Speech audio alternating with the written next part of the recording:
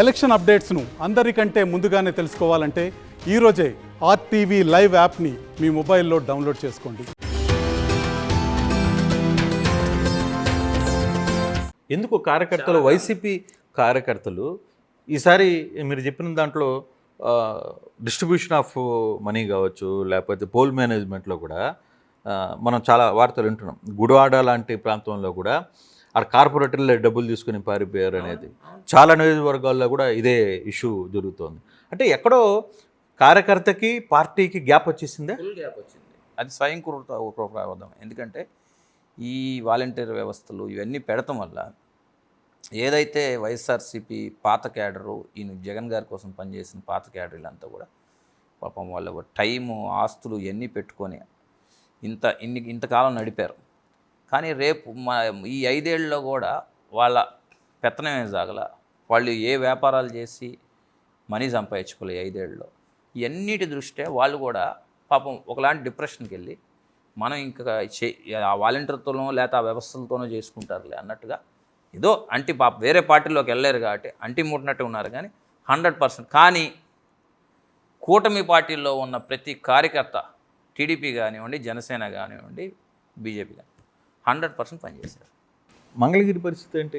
మంగళగిరిలో గతంలో మీరు ఒకసారి చెప్పారు 30,000 ఓట్లతో ఖచ్చితంగా. 30,000 కాదన్న, 30,000 కాదు కృష్ణమోహన్ గారు. నేను నా వర్డ్ మీద ఈ రోజుకి నేను స్టాండ్ అయ్యే ఉన్నా. మంగళగిరి విషయంలో గుంటూరు ఈస్ట్ కూడా నేను చెప్తాను, ఇప్పుడు ఇది అయిన తర్వాత చెప్తాను. మంగళగిరి విషయంలో నేను ఈరోజు స్టాండ్ అయి ఉన్నాను. నేను 5 నెలల కిందట ఏది చెప్పానో 5 నెలల కిందట నేను చెప్పాను, నారా లోకేష్ గారు 20,000 పైచిలకు మెజార్టీతో గెలుస్తున్నాడని చెప్పాను. నేను ఆ స్టాండ్ మీద ఈరోజు నిలబడి ఉన్నాను. మంగళగిరిలో నారా లోకేష్ గారు 20,000 నుంచి మీరు అంటున్నారు కదా 30,000 అవ్వచ్చు, 40,000 అవ్వచ్చు, 20,000 ఒక్క ఓటు కూడా తగ్గదు. 20,000 మెజార్టీకి ఒక్క ఓటు కూడా తగ్గదు. మీరేమో మాట చెప్తున్నారు, వైసీపీ వాళ్ళు డైరెక్ట్గా ట్వీట్లో చెప్తున్నారు మంగళగిరిలో ఈసారి అదే నేను ఇప్పుడు చెప్తుంది అదే. మంగళగిరి ప్రాంతంలో రెడ్డి సామాజిక వర్గం ఉందండి. నూతక్కి, రామచంద్రాపురం, ఉండవల్లి ఈ ప్రాంతాల్లో ఉన్నారు రెడ్డిస్ చాలామంది, తాడేపల్లితో సహా. వీళ్ళు కూడా ఈ ప్రాంతంలో ఈసారి తెలుగుదేశం పార్టీకి ఓటేశారు. కొంతమంది, అందరూ వేశారంట్లా, ఎక్కువ శాతం.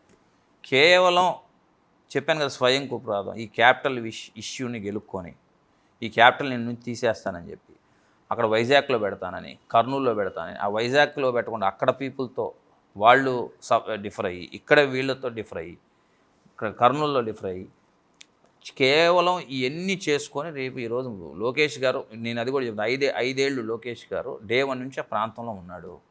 ప్రాంత ప్రజలను వదిలిపెట్టాలి, అక్కడ ఏ సమస్యలు వచ్చి నిలబడ్డాడు. అందుకని ఇంత భారీ మెజార్టీతో లోకేష్ గారు గెలవబోతున్నారు. మీరేమో ఈ మాట చెప్తున్నారు, జగన్మోహన్ రెడ్డి ఏమో వైజాగ్లో ఆల్రెడీ 9వ తారీఖు ప్రమాణ స్వీకారం, ఆ తర్వాత వెంటనే క్యాంపా బస్సులో జాయినింగు, అక్కడ రూమ్స్ అన్నీ బుక్ చేసుకుంటున్నారు, అన్ని రకాల ఏర్పాట్లు అయితే జరిగిపోతున్నాయి. ఎలా చూస్తారు దీన్ని? అంటే నాకున్న రాజకీయ అనుభవం బట్టి కానీ, నాకున్న చాలా అన్ని వర్గాలు నా స్నేహితులు ఉన్నారు. పోలీస్ డిపార్ట్మెంట్లో కానివ్వండి, ఎంప్లాయీస్లో కానివ్వండి, లేకపోతే వైఎస్ఆర్సీపీలో కొంతమంది లీడర్స్తో కూడా నేను మాట్లాడాను. ఎవరితో మాట్లాడినా నాకు తెలిసి 95% మళ్ళీ జగన్మోహన్ రెడ్డి గారి గవర్నమెంట్ వస్తుందనే దానికి అవకాశమే లేదు. నా పర్సనల్ ఒపీనియన్ అది. ఇంకా 5% ఏదైనా అద్భుతం జరగాలి, మెరికల్.